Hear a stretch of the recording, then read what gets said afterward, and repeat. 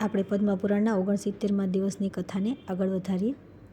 કેમ કે આના દ્વારા એવું કર્મ થઈ ગયું છે જે નરકનો નાશ કરનારું છે. જે પુરુષ પુણ્યકર્મ કરનારા લોકોના દર્શન, સ્પર્શ અને તેમની સાથે વાર્તાલાપ કરે છે તે તેમના પુણ્યનો છઠ્ઠો અંશ પ્રાપ્ત કરી લે છે. આ ધનેશ્વર તો 1 મહિના સુધી કાર્તિક વ્રતનું અનુષ્ઠાન કરવાવાળા અસંખ્ય મનુષ્યોના સંપર્કમાં રહ્યા છે. તેથી તે બધાના પુણ્ય અંશનો ભાગી થયા છે. તેમની સેવા કરવાના કારણે આને સંપૂર્ણ વ્રતનું પુણ્ય પ્રાપ્ત થયું છે. તેથી આના કાર્તિક વ્રતથી ઉત્પન્ન થનારા પુણ્યોની કોઈ ગણતરી નથી. કાર્તિક વ્રત કરનારા પુરુષોના મોટા મોટા પાતકોનો પણ ભક્તવત્સલ શ્રી વિષ્ણુ પૂરેપૂરો નાશ કરી નાખે છે. એટલું જ નહીં, અંતકાળમાં વૈષ્ણવ પુરુષોએ તુલસી મિશ્રિત નર્મદાના જળથી આના પર છંટકાવ કર્યો છે. તેના કારણે આના બધા પાપ નષ્ટ થઈ ગયા છે. હવે ધનેશ્વર ઉત્તમ ગતિ પ્રાપ્ત કરવાનો અધિકાર થઈ ગયો છે. આ વૈષ્ણવ પુરુષોનો કૃપાપાત્ર છે. તેથી આને નરકમાં નાખશો નહીં. અને અનિચ્છાએ પુણ્ય પ્રાપ્ત કર્યું છે તે માટે આ યક્ષયોનિમાં રહે અને સંપૂર્ણ નરકોના દર્શન માત્રથી પોતાના પાપોના ભોગ પૂરા કરી લે. ભગવાન કૃષ્ણ કહે છે કે હે પ્રિય, આમ કહીને દેવર્ષિ નારદ ચાલ્યા ગયા. પછી યમરાજ પોતાના સેવક દ્વારા તે બ્રાહ્મણને સંપૂર્ણ નરકોના દર્શન કરાવવા માટે ત્યાંથી લઈ ગયા. એ પછી યમની આજ્ઞાનું પાલન કરનાર પ્રેતરાજ ધનેશ્વર બધા નરકોનું અવલોકન કરતા રહીને આ પ્રમાણે કહેવા લાગ્યા. પ્રેતરાજે કહ્યું કે હે ધનેશ્વર, મહાન ભયકારી આ ઘોર નરકો તરફ દ્રષ્ટિ નાખો. આમાં પાપી લોકોને યમરાજની આજ્ઞાથી સેવકો દ્વારા રાંધવામાં આવે છે. આનું નામ તપ્ત બાલુકા છે. આમાં પાપાચારી જીવ પોતાનું શરીર બાળવાના કારણે આક્રંદ કરી રહ્યા છે. જે મનુષ્ય બલિ બેસવાના અંતમાં ભૂખ્યા અતિથિનો સત્કાર કરતા નથી તે પોતાના પાપ કર્મના કારણે નરકમાં કષ્ટ ભોગવે છે. જે ગુરુ, અગ્નિ, બ્રાહ્મણ, ગાય, દેવતા તથા રાજ્યગાદી પર અભિષિક્ત રાજાને લાત મારે છે તે જ પાપી અહીં દેખાઈ રહ્યા છે. અહીં તપેલી રેતી પર ચાલવાના કારણે તેમના પગ બળી ગયા છે. આ નરકના 6 અંતર્ગત ભેદ છે. વિવિધ પ્રકારના પાપોના કારણે આ નરકમાં આવવું પડે છે. એ જ પ્રમાણે આ બીજું મહાન નરક અંધતા મિશ્ર કહેવાય છે. જો અહીં સોય જેવા મોઢાવાળા કીડા પર પાપીઓના શરીર વિદીર્ણ થઈ રહ્યા છે. આ નરક ભયાનક મુખવાળા અનેક પ્રકારના કીટોથી ઢસોઢસ ભરેલું છે. આ ત્રીજું ક્રકત નામનું નરક છે. આ પણ બહુ ભયંકર છે. આમાં પાપીઓને કરવતથી આવે છે. અસીપત્ર વન વગેરે ભેદોથી આ નરક 6 પ્રકારનું બનાવાયું છે. જે બીજાને તેના પરિવારથી વિખૂટા પાડે છે તે લોકો અહીં કષ્ટ ભોગવે છે. તલવાર જેવા પાંદડાઓથી અહીંના જીવોના અંગ છિન્ન ભિન્ન થઈ રહ્યા છે અને તેના ભયથી તે આમતેમ દોડી રહ્યા છે. જો આ પાપીઓ કેટલું કષ્ટ ભોગવે છે અને કઈ રીતે આમતેમ આક્રંદ કરતા ફરે છે. આ ચોથું નરક છે તે વિશેષ ભયંકર છે. તેનું નામ છે અર્ગલા. જો યમરાજના દૂતો વિવિધ પ્રકારના પાશોથી બાંધીને આ પાપીઓને મુદગર વગેરેથી મારે છે અને જોર જોરથી ચીસો પાડી રહ્યા છે. જે સાધુ પુરુષો અને બ્રાહ્મણ વગેરે ગળું પકડીને અથવા બીજી કોઈ રીતે ક્યાંક આવવા જવામાં રોકે છે તે પાપીને યમરાજના સેવકો દ્વારા અહીં યાતનામાં નાખવામાં આવે છે. વધ અને ભેદન વગેરે દ્વારા નરકમાં પણ 6 પ્રકારના છે. હવે 5મા નરક પર નજર નાખો. આનું નામ કૂટ શામિલ છે. અહીં જે સમળ વગેરેના વૃક્ષો ઊભા છે એ બધા ધગધગતા અંગારા જેવા છે. આમાં પાપીઓને યાતના આપવામાં આવે છે. પરાઈ સ્ત્રી અને પરાયા ધનનું અપહરણ કરનારા તથા બીજાનો દ્રોહ કરનાર પાપી સદા અહીં કષ્ટ ભોગવે છે. આ 6ઠું નરક એથી પણ વિચિત્ર છે. આને રક્તયુપ કહે છે. આમાં રક્ત અને પરુ ભરેલા હોય છે. એની સામે જુઓ તો ખરા, એમાં કેટલાય પાપી મનુષ્યો નીચા મોઢા લટકાવવામાં આવ્યા છે અને ભયાનક કષ્ટ ભોગવી રહ્યા છે. આ બધા અભક્ષ્ય, ભક્ષણ, પર નિંદક અને ચાડી ખાનારા છે. કોઈ ડૂબી રહ્યા છે, કોઈને મારવામાં આવી રહ્યા છે. આ બધા જ બિહામણા અવાજો સાથે ચીસ પાડી રહ્યા છે. આ નરકના પણ વિગંધ વગેરે 6 પ્રકાર છે. ધનેશ્વર, હવે આ બાજુ જુઓ. આ ભયંકર એવું 7મું કુંભીક પાક નરક છે. આ તેલ વગેરે દ્રવ્યોના ભેદથી 6 પ્રકારનું છે. યમદૂતો મહાપાપી જીવોને આમાં નાખીને ઉકાળે છે અને એ પાપી આમાં હજારો વર્ષો સુધી ડૂબતા રહે છે. જુઓ, આ ભયાનક નરક બધા મળીને 42 છે. ઈચ્છા વિના કરેલું પાપ શુષ્ક કહેવાય છે અને ઈચ્છાથી કરેલા પાપને આર્દ્ર કહેવાય છે. આર્દ અને શુષ્ક વગેરે ભેદોથી દરેક નરક 2 પ્રકારનું છે. આ પ્રમાણે બધા મળીને 84 નરક છે. પ્રકીર્ણ, અપાકેન્તે, મલિનીકરણ, જાતિ, ભ્રંશર્ક, ઉપપાતક, અતિપાતક અને મહાપાતક. આ 7 પ્રકારના પાતક માનવામાં આવ્યા છે. તેમના કારણે પાપી પુરુષ ઉપરયુક્ત 7 નરકોમાં ક્રમશઃ યાતના ભોગવે છે. તેમને કાર્તિક વ્રત કરનાર પુરુષોનો સંસર્ગ થઈ ગયો છે. તેથી વધારે પુણ્યનો સંચય થઈ જવાથી નરકોના કષ્ટોથી છુટકારો મળી ગયો છે. ભગવાન શ્રી કૃષ્ણ કહે છે કે હે સત્યભામા, આ પ્રમાણે પ્રેતરાજ ધનેશ્વરને નરકોના દર્શન કરાવીને તેને યક્ષલોકમાં લઈ ગયા તથા ત્યાં જઈને તે યક્ષ થયો. ત્યાર પછી આવે છે અશક્તાવસ્થામાં કાર્તિક વ્રતના નિર્વાહનો ઉપાય. સૂતજી કહે છે કે મહર્ષિઓ, ભગવાન વસુદેવ પોતાની પ્રિયતમા સત્યભામાને આ કથા કહીને સાયંકાળને સંધ્યોપાસના કરવા માટે માતા દેવકીના ભવનમાં ચાલ્યા ગયા. આ પાપનાશક કાર્તિક માસનો આવો જ પ્રભાવ છે. આ ભગવાન વિષ્ણુને સદા પ્રિય છે તથા ભોગ અને મોક્ષરૂપી ફળ પ્રદાન કરનારો છે. રાત્રિના સમયે ભગવાન વિષ્ણુની સામે જાગવું, પ્રાતઃકાળે સ્નાન કરવું, તુલસીની સેવામાં સંલગ્ન રહેવું, ઉદ્યાપન કરવું અને દીપદાન કરવું એ કાર્તિક માસના 5 નિયમ છે. આ 5 નિયમના પાલનથી કાર્તિક વ્રત વ્રત કરનાર પુરુષ પૂર્ણ ફળનો ભાગી થાય છે. તે ફળ ભોગ અને મોક્ષ બંને આપનારું છે. ઋષિ બોલ્યા કે હે રોમહર્ષણજી, સૂતજી, તમે ઇતિહાસ સહિત કાર્તિક માસની વિધિનું સારી રીતે વર્ણન કર્યું. આ ભગવાન વિષ્ણુને પ્રિય લાગનાર તથા અત્યંત ઉત્તમ ફળ આપનાર છે. આનો પ્રભાવ બહુ જ અદ્ભુત છે, તેથી આનું અનુષ્ઠાન અવશ્ય કરવું જોઈએ. પરંતુ જો કોઈ વ્રત કરનાર પુરુષ સંકટમાં પડી જાય અથવા દુર્ગમ વનમાં હોય અથવા રોગથી પીડિત હોય તો તેણે આ કલ્યાણમય કાર્તિક માસનું અનુષ્ઠાન કઈ રીતે કરવું જોઈએ? સૂતજીએ કહ્યું કે હે મહર્ષિઓ, એવા મનુષ્ય ભગવાન વિષ્ણુ અથવા શિવના મંદિરમાં માત્ર જાગરણ કરવું જોઈએ. વિષ્ણુ અને શિવનું મંદિર ન હોય તો કોઈ પણ મંદિરમાં તે જાગરણ કરી શકે છે. જો કોઈ દુર્ગમ વનમાં હોય અથવા આપત્તિમાં ફસાઈ જાય તો પીપળાના મૂળ પાસે અથવા તુલસીના વૃક્ષની વચ્ચે બેસીને જાગરણ કરે. જે પુરુષ ભગવાન વિષ્ણુની સમીપ બેસીને વિષ્ણુના નામ તથા ચરિત્રનું ગાન કરે છે તેને સહસ્ત્ર ગોદાનનું ફળ મળે છે. વાજિંત્ર વગાડનાર પુરુષને વાજપેયી યજ્ઞનું ફળ મળે છે અને ભગવાનની આગળ નૃત્ય કરનાર પુરુષ સંપૂર્ણ તીર્થમાં સ્નાન કરવાનું ફળ પ્રાપ્ત કરે છે.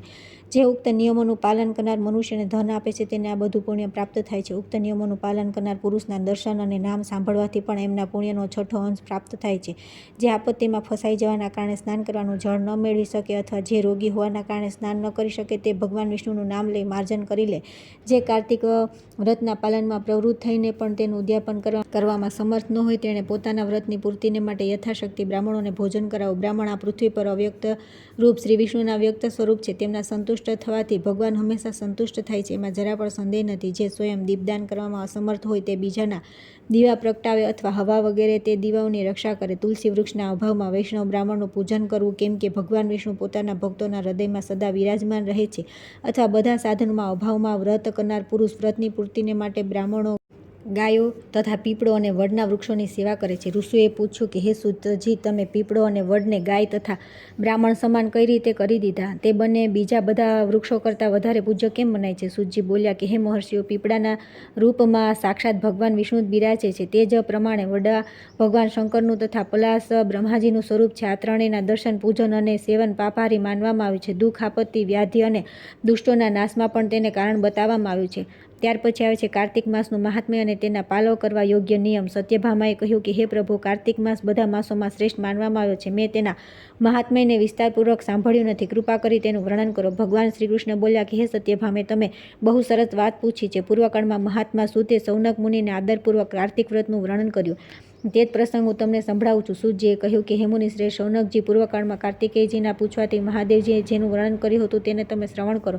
કાર્તિકેયજી બોલ્યા કે હે પિતાજી, તમે વક્તાઓમાં શ્રેષ્ઠ છો અને કાર્તિક માસના સ્નાનની વિધિ કહો, જેના દ્વારા મનુષ્ય દુઃખરૂપી સમુદ્રથી પાર થઈ જાય છે. સાથે તીર્થમાં જળનું મહાત્મ્ય અને માઘ સ્નાનનું ફળ પણ કહો. મહાદેવજીએ કહ્યું કે એક બાજુ બધા તીર્થો, સમસ્ત દાન દક્ષિણાઓ સહિત યજ્ઞ, પુષ્કર, કુરુક્ષેત્ર, હિમાલય, અક્રૂર તીર્થ, કાશી અને શકુર ક્ષેત્રમાં નિવાસ તથા બીજી બાજુ માત્ર કાર્તિક માસ હોય તો તે જ ભગવાન કેશવને સર્વદા પ્રિય છે. જેના હાથ, પગ, વાણી અને મન વશમાં હોય તથા જેનામાં વિદ્યા, તપ અને કીર્તિ વિદ્યમાન હોય તે જ તીર્થના સંપૂર્ણ ફળને પ્રાપ્ત કરે છે. શ્રદ્ધા રહિત, નાસ્તિક, સંશયગ્રસ્ત અને કોરી તર્કબુદ્ધિનો આશ્રય લેનારા મનુષ્યને તીર્થ સેવાનું ફળ મળતું નથી. જે બ્રાહ્મણ સવારે ઉઠીને સદા પ્રાતઃ સ્નાન કરે છે તે બધા પાપોથી મુક્ત થઈને પરમાત્માને પ્રાપ્ત થાય છે. હે સદાનંદ, સ્થાનનું મહત્વ જાણનારા પુરુષોએ 4 પ્રકારના સ્નાન કહ્યા છે: વાયવ્ય, વારુણ, બ્રાહ્મ અને દિવ્ય. આ સાંભળીને સત્યભામા બોલ્યા કે હે પ્રભુ, મને 4 સ્નાનના લક્ષણો જણાવો. ભગવાન શ્રી કૃષ્ણએ કહ્યું કે હે પ્રિય, ગાયની રજ દ્વારા કરેલું સ્નાન વાયવ્ય કહેવાય છે. સાગર વગેરે જળાશયોમાં કરેલા સ્નાનને વારુણ કહે છે. આપો, હિ, ષ્ઠા, મયો વગેરે બ્રાહ્મણ મંત્રોના ઉચ્ચારણપૂર્વક જે માર્જન કરવામાં આવે છે તેનું નામ બ્રહ્મ છે. તથા વરસતા વરસાદમાં જળ અને સૂર્યના કિરણોથી શરીરની શુદ્ધિ કરવી એ દિવ્ય સ્નાન માનવામાં આવે છે. બધા સ્નાનોમાં વરુણ સ્નાન શ્રેષ્ઠ છે. બ્રાહ્મણ, ક્ષત્રિય અને વૈશ્ય મંત્રોચ્ચારપૂર્વક સ્નાન કરે, પરંતુ શૂદ્ર અને સ્ત્રીઓને માટે મંત્ર વિના જ સ્નાનનું વિધાન છે. બાળક, યુવા, વૃદ્ધ, પુરુષ, સ્ત્રી અને નપુંસક બધા લોકો કાર્તિક અને માઘમાં પ્રાતઃ સ્નાનની પ્રશંસા કરે છે. કાર્તિકમાં પ્રાતઃકાળે સ્નાન કરવાવાળા લોકો મનોવાંછિત ફળ પ્રાપ્ત કરે છે. કાર્તિકેયજી બોલ્યા કે હે પિતાજી, બીજા ધર્મોનું પણ વર્ણન કરો, જેમનું અનુષ્ઠાન કરવાથી મનુષ્ય પોતાના સમસ્ત પાપ ધોઈને દેવતા બની જાય છે.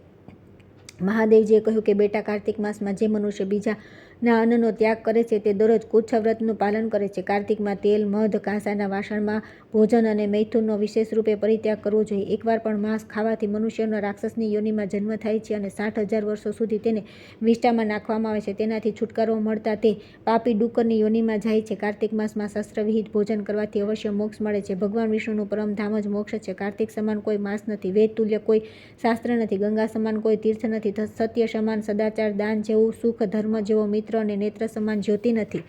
સ્નાન કરનાર પુરુષ માટે સમુદ્રગામીની પવિત્ર નદી પ્રાય દુર્લભ હોય છે. કુળને અનુરૂપ શીલવતી કન્યા, કુલીન અને શીલવાન દંપતી, જન્મ આપનારી માતા, વિશેષતઃ પિતા, સાધુ પુરુષોના સન્માનનો અવસર, ધાર્મિક પુત્ર, દ્વારકાનો નિવાસ, ભગવાન શ્રીકૃષ્ણના દર્શન, ગોમતીનું સ્થાન અને કાર્તિકનું વ્રત આ બધા મનુષ્યોને માટે પ્રાય દુર્લભ છે. ચંદ્રમા અને સૂર્યના ગ્રહણકાળમાં બ્રાહ્મણોને પૃથ્વીનું દાન કરવાથી જે ફળની પ્રાપ્તિ થાય છે તે કાર્તિકમાં ભૂમિ પર શયન કરનાર પુરુષને પ્રાપ્ત થઈ જાય છે. બ્રાહ્મણ દંપતીને ભોજન કરાવવું, ચંદન વગેરેથી તેમની પૂજા કરવી, કામળી, વિવિધ પ્રકારના રત્ન અને વસ્ત્રનું દાન આપવું, ઓઢવાની સાથે પાથરવાનું પણ આપવું. તમારે કાર્તિક માસમાં પગરખાં અને છત્રીનું પણ દાન કરવું જોઈએ. કાર્તિક માસમાં જે મનુષ્ય દરરોજ પાત્રાળામાં ભોજન કરે છે તે 14 ઇન્દ્રના આયુષ પર્યંત કદી દુર્ગતિમાં પડતો નથી. તેને સંપૂર્ણ કામનાઓ તથા સમસ્ત તીર્થોનું ફળ પ્રાપ્ત થાય છે. ખાખરાના પાંદડામાં ભોજન કરવાથી મનુષ્ય કદી નરકના દર્શન કરતો નથી, પરંતુ તેણે ખાખરાના વચલા પાંદડાનો ત્યાગ કરવો. કાર્તિકમાં તલનું દાન, નદીનું સ્નાન, સદા સાધુ પુરુષોનું સેવન અને પલાશના પાંદડામાં ભોજન સદા મોક્ષ આપનારા છે. કાર્તિકના મહિનામાં મૌન વ્રતનું પાલન, પલાશના પાંદડામાં ભોજન, તલ મિશ્રિત જળથી સ્નાન,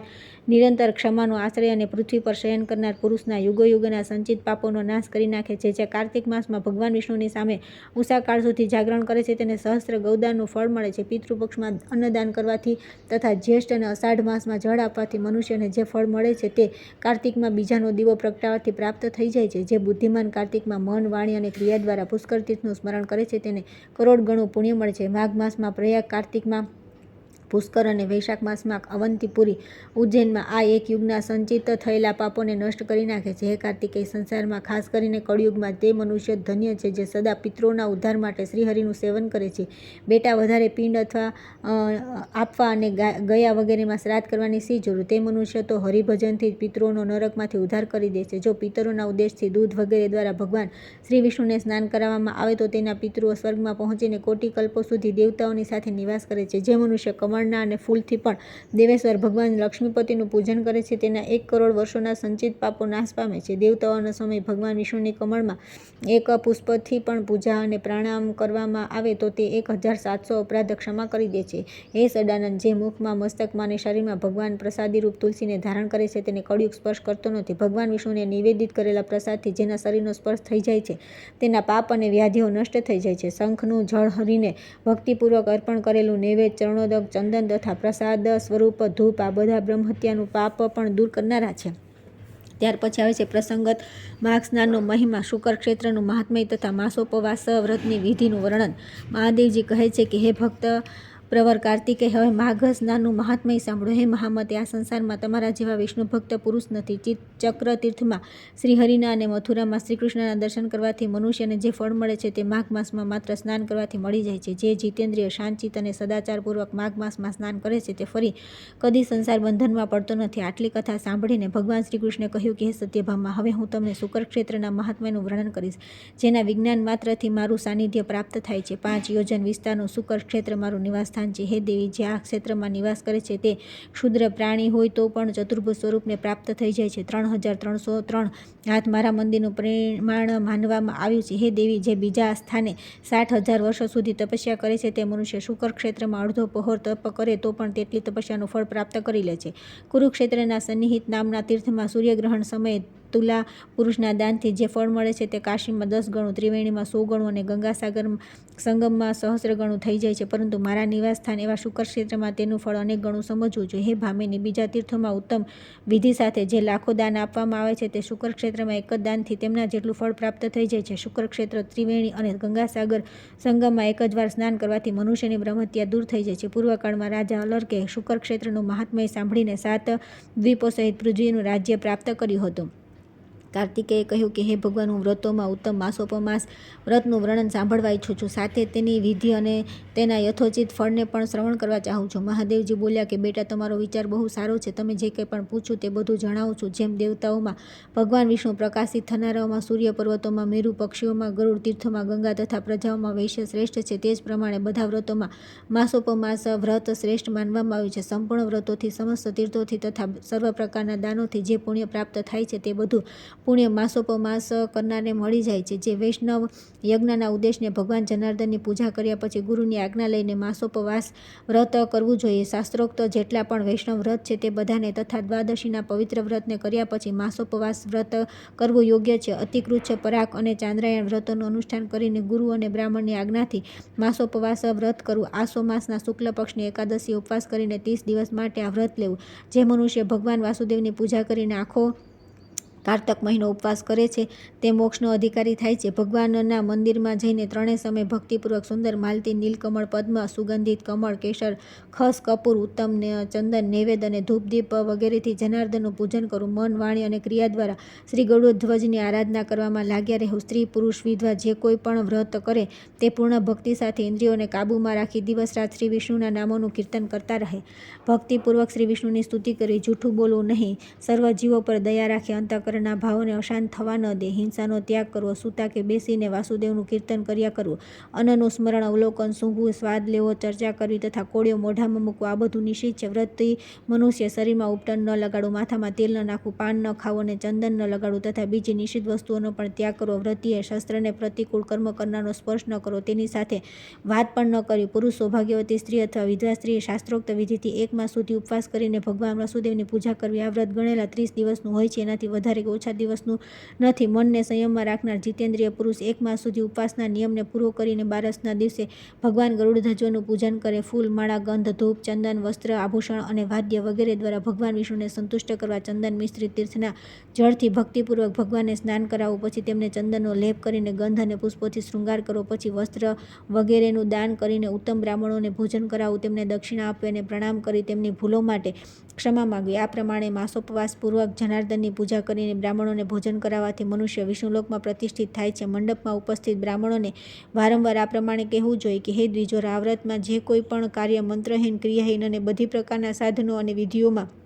ક્ષતિયુક્ત થયું હોય તો તમારા આશીર્વાદથી પરિપૂર્ણ થઈ જાય. હે કાર્તિકેય, આ પ્રમાણે મેં તમને આ માસોપવાસની વિધિનું યથાવત વર્ણન કર્યું. ત્યાર પછી આવે છે શાલિગ્રામના પૂજનનું મહાત્મ્ય. કાર્તિકેયજી કહ્યું કે હે ભગવાન, તમે યોગીઓમાં શ્રેષ્ઠ છો. મેં તમારા મુખે બધા ધર્મોનું વર્ણન કર્યું છે. હે પ્રભુ, હવે શાલિગ્રામ પૂજનની વિધિનું વિસ્તારથી વર્ણન કરો. મહાદેવજી બોલ્યા કે હે મહામતે, તમે બહુ ઉત્તમ વાત પૂછી છે. હે વસ્ત, તમે જે કંઈ પૂછી રહ્યા છો તેનો ઉત્તર આપું છું, સાંભળો. શાલિગ્રામ શિલામાં સદા ચરાચર પ્રાણીઓ સહિત સમસ્ત ત્રિલોક રીન રહે છે. જે શાલિગ્રામ શિલાના દર્શન કરે છે, તેને મસ્તક ઝુકાવે છે, તે સ્નાન કરાવે છે અને પૂજન કરે છે, તે કોટી યજ્ઞો જેટલું પુણ્ય તથા કોટી ગૌદાનનું ફળ પામે છે. બેટા, જે પુરુષ સદા ભગવાન વિષ્ણુની શાલિગ્રામ શિલાના ચરણામૃતનું પાન કરે છે તેણે ગર્ભાવાસના ભયંકર કષ્ટનું નિવારણ કરી લીધું.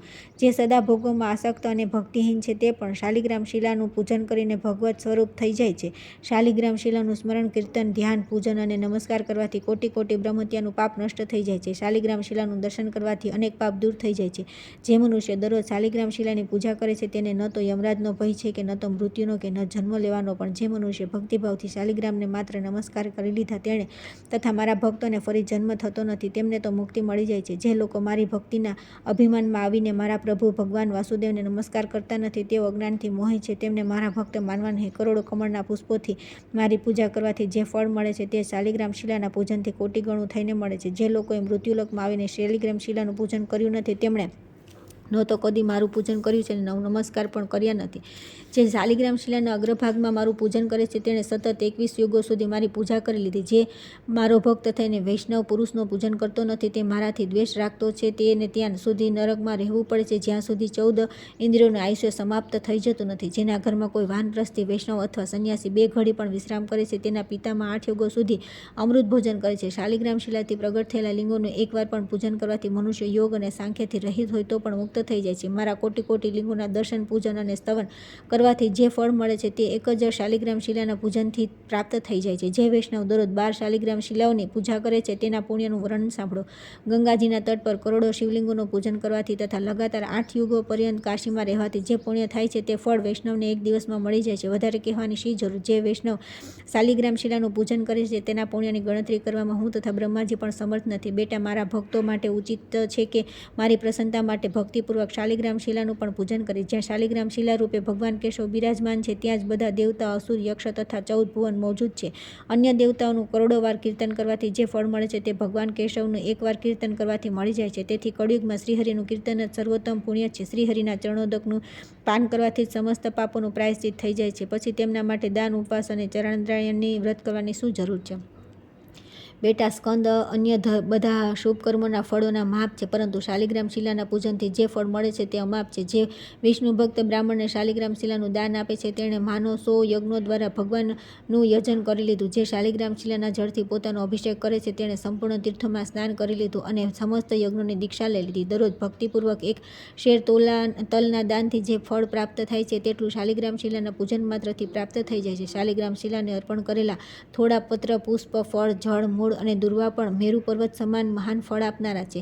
જ્યાં શાલિગ્રામ શિલા હોય છે ત્યાં ભગવાન શ્રીહરિ બિરાજમાન રહે છે. ત્યાં કરેલું સ્નાન અને દાન કસાથી 100 ગણું અધિક ફળપ્રદ છે. પ્રયાગ, કુરુક્ષેત્ર, પુષ્કર અને નૈમિષારણ્ય આ બધા તીર્થો ત્યાં મોજૂદ રહે છે. તેથી ત્યાં તે તીર્થોની અપેક્ષા કરોડો ગણું અધિક પુણ્ય થાય છે. કાશીમાં મળનારું મોક્ષરૂપી મહાન ફળ પણ ત્યાં સુલભ છે. જ્યાં શાલિગ્રામ શિલાથી પ્રગટ થનારા ભગવાન શાલિગ્રામ તથા દ્વારકાથી પ્રગટ થવાળા ભગવાન ગોમતી ચક્ર હોય છે, ત્યાં જ્યાં બંનેનો સંગમ થઈ ગયો હોય છે ત્યાં નિસંદેહ મોક્ષની પ્રાપ્તિ થાય છે. શાલિગ્રામ શિલાના પૂજનમાં મંત્ર, જપ, ભાવના, સ્તુતિ અથવા કોઈ વિશેષ પ્રકારના આચારનું બંધન નથી. શાલિગ્રામ શિલાની સન્મુખ વિશેષ કરીને કારતક મહિનામાં આદરપૂર્વક સ્વસ્તિકનું ચિહ્ન બનાવી મનુષ્ય પોતાની 7 પેઢીઓને પવિત્ર કરી દે છે. જે ભગવાન કેશવની સામે મારી અથવા ગેરુ વગેરેથી નાનું એવું પણ મંડળ બનાવે છે તે કોટિ કલ્પો સુધી દિવ્યલોકમાં નિવાસ કરે છે. શ્રીહરિના મંદિરને સજાવવાથી અગમ્યાગમન તથા અભક્ષ્ય ભક્ષણ જેવા પાપ નષ્ટ થઈ જાય છે. જે સ્ત્રી દરરોજ ભગવાન વિષ્ણુની સામે ચોક પૂરે છે તે 7 જન્મો સુધી કદી વિધવા થતી નથી.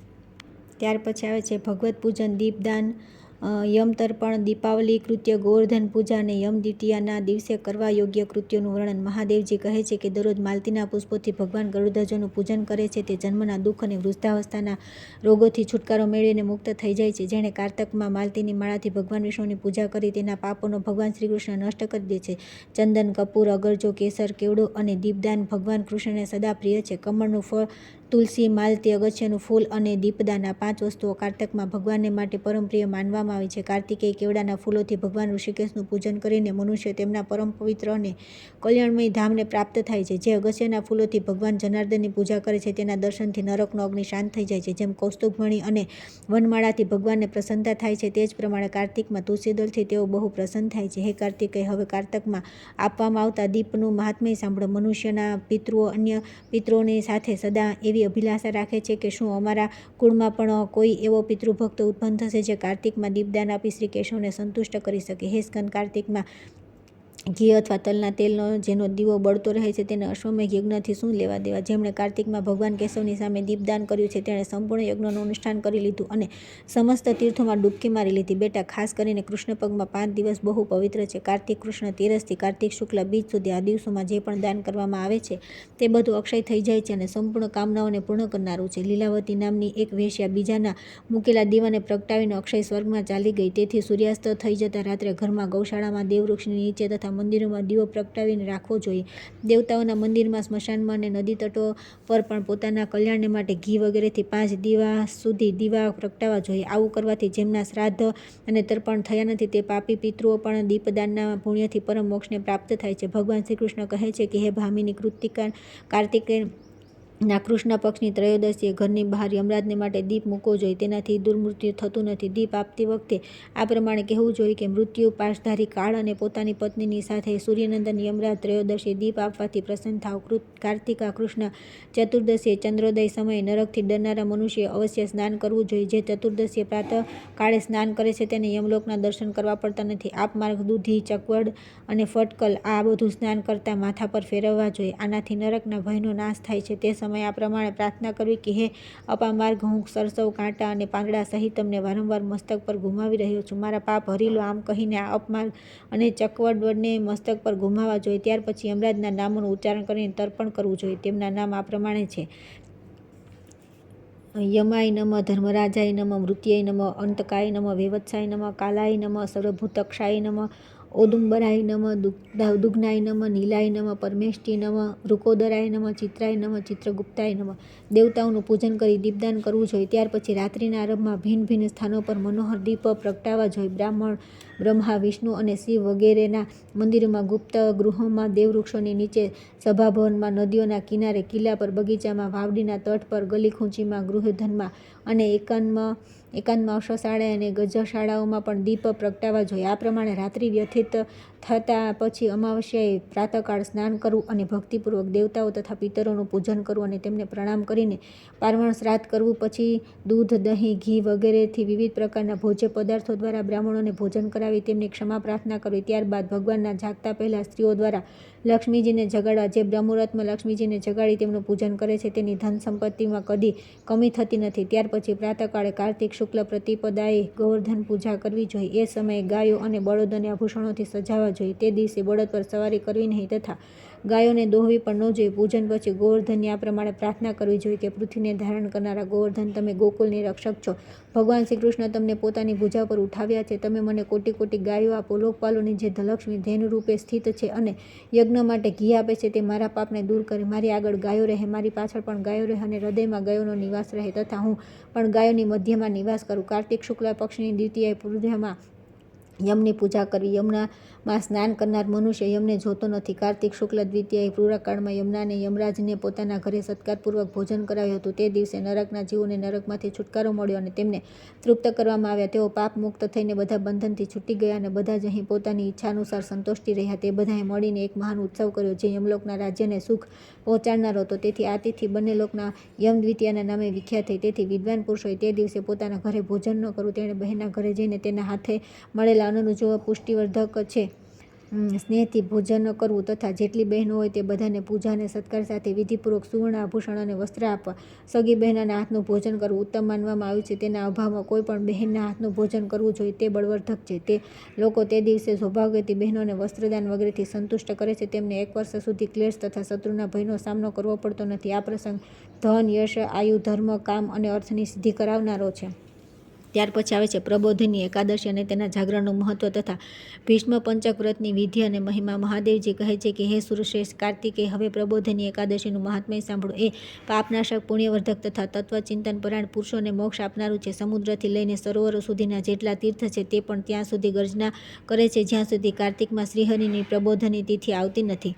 પ્રબોધની એક જ ઉપવાસથી સહસ્ત્ર અશ્વમેઘ અને 100 રાજસૂય યજ્ઞનું ફળ મળી જાય છે. આ ચરાચર વિશ્વમાં જે વસ્તુ અત્યંત દુર્લભ માનવામાં આવી છે તે પણ માગવાથી આ હરબોધિની એકાદશી આપી દે છે. જો હરિબોધિની એકાદશી ઉપવાસ કરવામાં આવે તો તે અનાયાસે જ ઐશ્વર્ય, સંતાન, જ્ઞાન, રાજ્ય અને સુખ સંપત્તિ પ્રદાન કરે છે. મનુષ્યમાં મેરુ જેવા મોટા મોટા પાપોને પણ હરિબોધિની એકાદશીએ ઉપવાસમાં ભસ્મ કરી નાખે છે. જે પ્રબોધિની એકાદશીએ સ્વભાવથી જ વિધિપૂર્વક ઉપવાસ કરે છે તે શાસ્ત્રોક્ત ફળનો ભાગી થાય છે. પ્રબોધિની એકાદશીએ રાત્રે જાગરણ કરવાથી પૂર્વના હજારો જન્મના પાપો ભસ્મ થઈ જાય છે. રાત્રે જાગરણ કરતાં ભગવત સંબંધી ગીત, વાદ્ય, નૃત્ય અને પુરાણોના પાઠની પણ વ્યવસ્થા કરવી જોઈએ. ધૂપ, દીપ, નૈવેદ્ય, પુષ્પ, ગંધ, ચંદન, ફળ અને અર્ધ્યા વગેરે ભગવાનની પૂજા કરવી જોઈએ. મનમાં શ્રદ્ધા રાખીને દાન આપવું અને ઇન્દ્રિયોને સંયમમાં રાખવી જોઈએ. સત્ય બોલવું, નિંદ્રાનો અભાવ, પ્રસન્નતા, શુભ કર્મમાં પ્રવૃત્તિ, મનમાં આશ્ચર્ય અને ઉત્સાહ, આળસનો ત્યાગ, ભગવાનની પરિક્રમા તથા નમસ્કાર આ વિધિનું યત્નપૂર્વક પાલન કરવું જોઈએ. હે મહાભાગ, દરેક પ્રહરમાં ઉત્સાહ અને ઉમંગ સાથે ભક્તિપૂર્વક ભગવાનની આરતી ઉતારવી જોઈએ. જે પુરુષ ભગવાનની સમીપ એકાગ્રચિત્તે ઉપર પ્રમાણે જાગરણ કરે છે તેનો ફરીથી આ પૃથ્વી પર જન્મ થતો નથી. જે ધનની કૃપણતા છોડીને આ પ્રમાણે ભાવથી એકાદશી વ્રત અને જાગરણ કરે છે તે પરમાત્મામાં લીન થઈ જાય છે. જે કાર્તિકમાં પુરુષ સૂક્ત દ્વારા દરરોજ શ્રીહરિની પૂજા કરે છે તેના દ્વારા કરોડો જન્મ સુધી ભગવાનની પૂજા સંપન્ન થઈ જાય છે. જે મનુષ્ય પંચરાત્રમાં બતાવેલી યથાર્થ વિધિ અનુસાર કાર્તિકમાં ભગવાનનું પૂજન કરે છે તે મોક્ષનો ભાગી થાય છે. જે કાર્તિકમાં ઓમ નમો નારાયણ આ મંત્ર દ્વારા શ્રીહરિની અર્ચના કરે છે તે નરકની યાતનાઓથી છુટકારો પ્રાપ્ત કરીને અનામય પાદને પ્રાપ્ત થાય છે. જે કાર્તિકમાં વિષ્ણુ સહસ્ત્ર નામ તથા ગજેન્દ્ર મોક્ષનો પાઠ કરે છે તેનો પુનર્જન્મ થતો નથી. તેના કુળમાં સેંકડો હજારો જે પુરુષ ઉત્પન્ન થઈ ચૂક્યા છે તે બધા શ્રી વિષ્ણુ ધામને પ્રાપ્ત થાય છે. તેથી એકાદશીએ જાગરણ અવશ્ય કરવું જોઈએ. જે કાર્તિકમાં પાછલા પહોરમાં ભગવાનની સામે ભજન કરે છે તે પોતાના પિતૃઓ સાથે શ્વેતદ્વીપમાં નિવાસ કરે છે. જે મનુષ્ય કાર્તિક શુક્લ પક્ષમાં એકાદશીનું વ્રત પૂર્ણ કરીને પ્રાતઃકાળે સુંદર કળશનું દાન કરે છે તે શ્રીહરિના પરમધામને પ્રાપ્ત થાય છે. હે વ્રતધારીઓમાં શ્રેષ્ઠ કાર્તિકેય, હવે હું તમને મહાન પુણ્યદાયક વ્રત બતાવું છું. આ વ્રત કાર્તિકના અંતિમ 5 દિવસોમાં કરવામાં આવે છે. આ વ્રત ભીષ્મજીએ ભગવાન વસુદેવ પાસેથી મેળવ્યું હતું, તેથી આને ભીષ્મ પંચક કહે છે.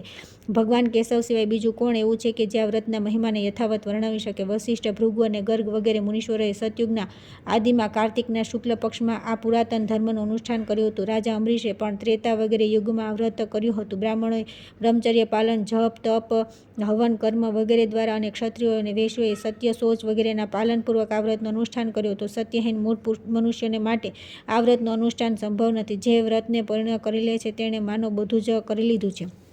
કાર્તિકના શુક્લ પક્ષમાં એકાદશીએ વિધિપૂર્વક સ્નાન કરી 5 દિવસનું વ્રત લેવું. વ્રતીએ પ્રાતઃ સ્નાન પછી મધ્યાહન પણ નદી કે તળાવ પર જઈને માટી અથવા ગોબર લગાવીને સ્નાન કરવું. પછી ભાત, જવ અને તલ દ્વારા ક્રમશઃ દેવતાઓ, ઋષિઓ અને પિતૃઓનું તર્પણ કરવું. મૌન રહીને સ્નાન કર્યા પછી ધોયેલા વસ્ત્ર પહેરીને દ્રઢતાપૂર્વક વ્રતનું પાલન કરવું. બ્રાહ્મણને પંચરત્નનું દાન આપવું. લક્ષ્મી સહિત ભગવાન વિષ્ણુની પૂજા કરવી. આ પંચક વ્રતના અનુષ્ઠાનથી મનુષ્ય આખા વર્ષના બધા જ વ્રતોનું ફળ પ્રાપ્ત કરી લે છે. જે મનુષ્ય નીચેના મંત્રોથી ભીષ્મને જલદાન આપે છે અને અર્ઘ્ય દ્વારા તેમનું પૂજન કરે છે તે મોક્ષનો ભાગી થાય છે. તેનો મંત્ર આ પ્રમાણે છે કે જેમનું ગોત્ર વયોધ્રાપ્ત અને પ્રવર સંસ્કૃત્ય છે તે સંતાન રહિત રાજર્ષિ ભીષ્મને માટે આ જળ સમર્પિત છે. જે વસુઓના અવતાર તથા રાજા સંતુનના પુત્ર છે તે આ જન્મ બ્રહ્મચારી ભીષ્મને હું અર્ઘ્ય આપી રહ્યો છું. ત્યાર પછી બધા પાપોનું હરણ કરનારા શ્રીહરિનું પૂજન કરવું. ત્યાર પછી પ્રયત્નપૂર્વક ભીષ્મ પંચક વ્રતનું પાલન કરવું જોઈએ. ભગવાનને ભક્તિપૂર્વક જળથી સ્નાન કરાવવું. પછી મધ, દૂધ, ઘી, પંચગવ્ય, ગંધ અને ચંદન મિશ્રિત જળથી તેમનો અભિષેક કરવો. ત્યાર પછી સુગંધિત ચંદન અને કેસરમાં કપૂર અને ખસ મિલાવીને ભગવાનના શ્રી વિગ્રહ પર તેનો લેપ કરવો. પછી ગંધ અને ધૂપની સાથે સુંદર ફૂલોથી શ્રીહરિની પૂજા કરવી તથા તેમની પ્રસન્નતા માટે ભક્તિપૂર્વક ઘી મિશ્રિત ગુગળનો ધૂપ કરવો. સતત 5 દિવસ સુધી ભગવાનની સામે દિવસ રાત દીવો ચાલુ રાખવો. દેવાધિદેવ શ્રી વિષ્ણુને નૈવેદ્ય રૂપે ઉત્તમ અને નિવેદિત કરવું. આ પ્રમાણે ભગવાનનું સ્મરણ અને તેમને પ્રણામ કરી તેમની અર્ચના કરવી. પછી ઓમ નમો વાસુદેવાય નમઃ મંત્ર બોલવો.